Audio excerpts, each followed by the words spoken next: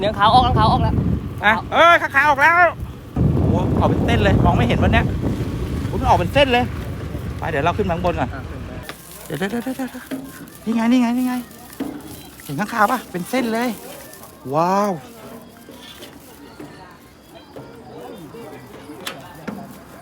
โอ้ so amazing ว้าวนี่ไงเห็นไหมโอ้สวยนี่ดูแสงทุกคนแสงมันแบบนี้เลยแสงโคตรสวยโอ้ so beautiful เป็นไงเนี่ยค้างคาวดีกว่าโหถ้าผมอยู่ข้างบนนี่ป่านนี้ผมเป็นลมตายแล้วเอาออกจุดกับผลหัวเลยเดี๋ยวขอกินน้ำก่อนเป็นจุดเขาเรียกตรงนี้เป็นลืมไม่มีไมค์เป็นจุดชมวิวครับพี่เป็นจุดชมเขาเรียกตรงนี้เป็นถ้ำเรียกว่าถ้ำค้างคาวครับถ้ำค้างคาวเป็นจุดชมวิวที่เพชรบุรีครับพี่ค่อนข้างเป็นเอ็กซ์คลูซีฟนะชะอำครับชะอำคนไทยไม่ค่อยเห็นนะเห็นแต่ฝรั่งเฮ้ยดิคนไทยบางคนยังไม่รู้เลยแต่ฝรั่งรู้ทุกคน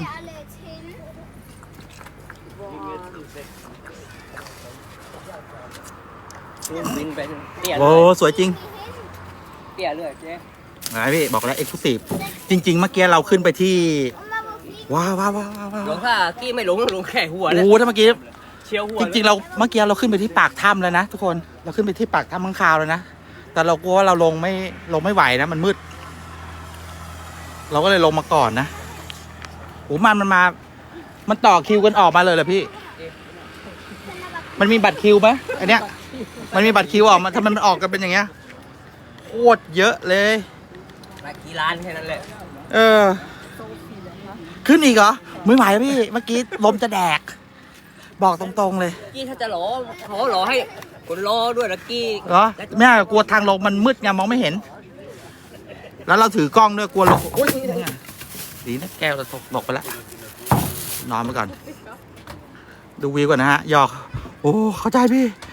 ออกไปหากินจะกลับมาตอนเช้าอ๋อกลับตอนเช้าตี5 6 โมงเลยมันมีแบบเลยเวลาบ้างไหมมีแบบไอ้ตัวไหนแบบมันเข้ามานะมันได้เข้าอย่างนี้แบบเต็มท้องฟ้ามันจะถึงวืดเดี๋ยวซูมให้ต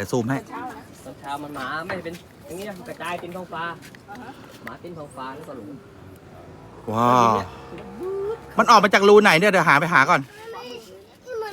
กล้องเห็นวะเฮ้ยกล้องเห็นอยู่รูขวานะไอ้รูเล็กใช่ไหมไอ้รูเล็กแล้วอยู่เมื่อกี้เนี่ยที่เราอยู่เมื่อกี้นะซูมกัน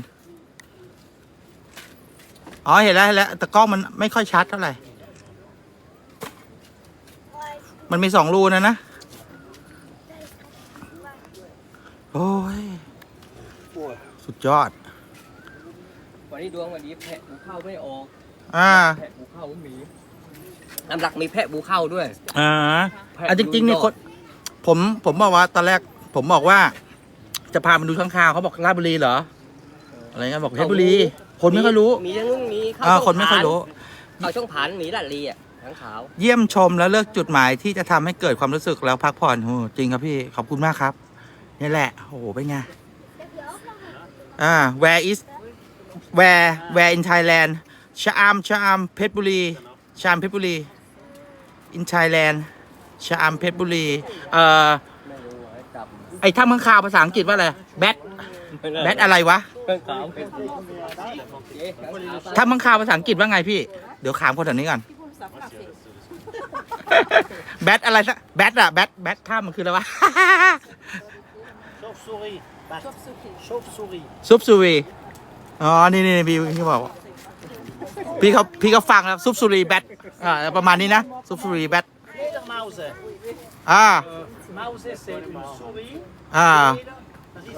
แบทเมลเทนเลยแบทเมลเทนไม่รู้กูไปแบทเคฟไม่รู้หลายชื่อแล้วคนที่นี่น่ารักไม่ได้จับก็เองออกกินโหนานออกเยอะเหรอพี่นี่ก็เยอะแล้วนะเหรอนี่หลายยามากเลยนะ Ça fait combien de temps? Non, c'est les plus,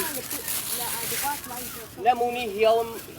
หายไม่ได้สำหรับ เออ สำหรับเหี่ยวตัวใหญ่มีอ่ะ เหรอ สีตัวใหญ่อะ ไม่มีคนไทยเหรอ มี นักท่องเที่ยวคนไทยไม่มีเลย มีแต่นักท่องเที่ยวฝรั่งครับพี่ มันพูดแบบฝรั่งมันเยอะฝรั่งเต็ม แต่ฝรั่งเขารู้ได้ไงอ่ะ ไม่รู้ผมก็ไม่รู้อะ ผมยังเพิ่งรู้เลยเนี่ย เนี่ยพี่รอบๆให้ดูเนี่ยมีผมยังงงกับฝรั่งรู้แต่คนไทยบางคนไม่รู้เลย ผมอ่ะ1 คนอ่ะไม่รู้ เพิ่งมาดูในเนี่ยเนี่ยแบทเคปเหรอแบทเคปทำมังข่าวไปเลยนะ เนี่ยดูดิมีแต่ฝรั่งหมดเลย อันนี้พี่คนไทย2 คนอันนี้คนพื้นที่นะไม่มีนักท่องเที่ยวเลย เพราะเนี่ยพี่ดูรถนะไม่รู้ฝรั่งเขามาไงกัน มามอไซค์เหรอ วันพูดน่ะเยอะ ฝรั่งเขามามอไซค์กันนะพี่ วันพูดติดเต็มเหมือนละมีนักศึกษามาด้วย นี่ เนี่ยรถไม่มีเลย ดูตรงนี้วีนี่สวยเลยหาดูไป อ๋อเนี่ยมาวิ่งกันเป็นสายเลยนะ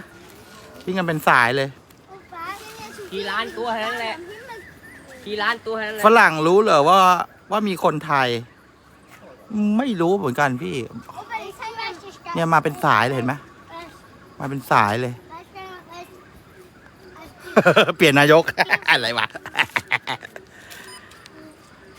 เนี่ยมีฝรั่งดูนะดู that happen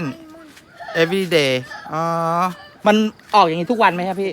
ทุกวันyes ฝนตกหนักก็ต้องออกฝนตกหนักจัดก็ต้องออก yes all day ฝนตกผมพาออก yes happen every day โอ้ขอบคุณมากครับพี่ช่วยตอบขอบคุณมากพี่ผมไม่ค่อยเก่งภาษาอังกฤษนะขออนุญาตพี่ๆช่วยผมตอบขอบคุณมากเลยฮะขอบคุณมากเลย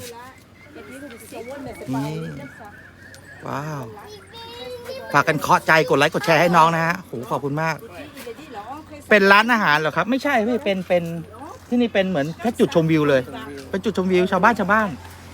พวกแฟนฝรั่งจะให้สร้างบ้านจะซื้อเราแก่ มาเขาเรียกว่ามาได้ฟรีนะพี่ไม่เสียตังค์อยู่ที่น้ำใจนะน้ำใจคนเพชรที่ไหนครับ ตอนนี้เราอยู่ที่ถ้ำข้างคาวชามเพชรบุรีครับมาพักได้ come out ใจเด็พวกกันน่ะ come out 5 p.m. then come back morning yes ขอบคุณครับถ้ำข้างคาวพี่ใช่พี่ถ้ำข้างคาวชามเพชรบุรีนะพี่ชามเพชรบุรีส่วนมากคนจะรู้จักถ้ำข้างคาวที่ราชบุรีเนาะ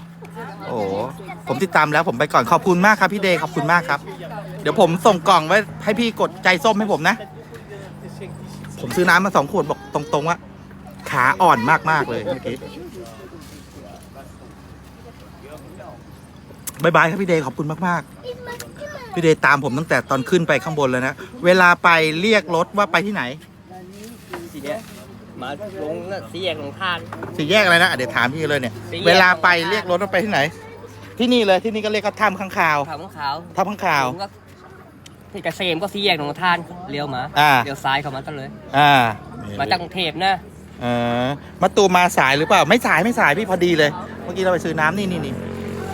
ข้างคาวยังไม่หยุดเลยเนี่ยผมพยายามปรับแสงปรับสี โอ้มันหลายล้านตัวลงเนี่ย หลายล้านตัวนะ คือตอนนี้มันบางๆแล้วเมื่อกี้ออกแบบหนามากเลยอะเมื่อกี้ออกหนามากเลย เนี่ยคือสภาพรอบๆนะสถานที่ไม่ใช่สถานที่ท่องเที่ยวที่แบบไอ้นั่นนะแต่เหมือนเขาเกื้อหนุนเนี่ยให้ฝรั่งมาแบบบ้านๆอ่ะเนี่ยก็เข้ามาดูฟรีได้เลยหยอดกระปุกเอานะฮะเป็นกล่องทิปกล่องทิปนี่เจ้าบ้านฮะสวัสดีครับ